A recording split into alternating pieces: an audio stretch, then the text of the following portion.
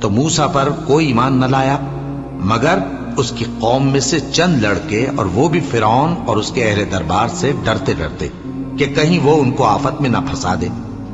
اور فرعون ملک میں متکبر تھا اور کبر و کفر میں حد سے بڑھا ہوا تھا۔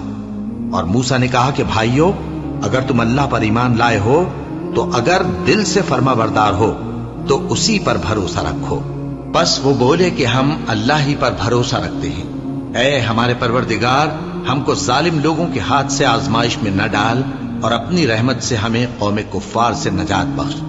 اور ہم نے موسیٰ اور اس کے بھائی کی طرف وحی بھیجی کہ اپنے لوگوں کے لیے مصر میں گھر بناؤ، اور اپنے گھروں کو قبلہ یعنی مسجدیں ٹھہراؤ، اور نماز قائم کرتے رہو، اور مومنوں کو خوشخبری سنا دو۔ اور موسیٰ نے کہا کہ اے ہمارے پروردگار، تو نے فرعون اور اس کے سرداروں کو دنیا کی زندگی میں بارونق ساز و سامان اور مال و زر دے رکھا ہے۔ اے پروردگار، کیا اسی لیے کہ وہ تیرے رستے سے گمراہ کر دیں؟ اے پروردگار، ان کے مال کو برباد کر دے اور ان کے دلوں کو سخت کر دے کہ ایمان نہ لائیں جب تک عذاب علیم نہ دیکھ لیں۔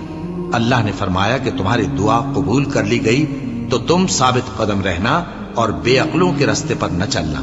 اور ہم نے بنی اسرائیل کو سمندر سے پار کروایا تو فرعون اور اس کے لشکر نے سرکشی اور زیادتی کرتے ہوئے ان کا تعاقب کیا، یہاں تک کہ جب اس کو غرق کرنے والے عذاب نے آ پکڑا تو کہنے لگا، میں ایمان لایا کہ جس اللہ پر بنی اسرائیل ایمان لائے ہیں اس کے سوا کوئی معبود نہیں، اور میں فرما برداروں میں ہوں۔ جواب ملا کہ اب ایمان لاتا ہے، حالانکہ تو پہلے نافرمانی کرتا رہا اور مفسد بنا رہا، تو آج ہم تیرے بدن کو بچا لیں گے تاکہ تو پچھلوں کے لیے عبرت ہو، اور بہت سے لوگ ہماری نشانیوں سے بے خبر ہیں۔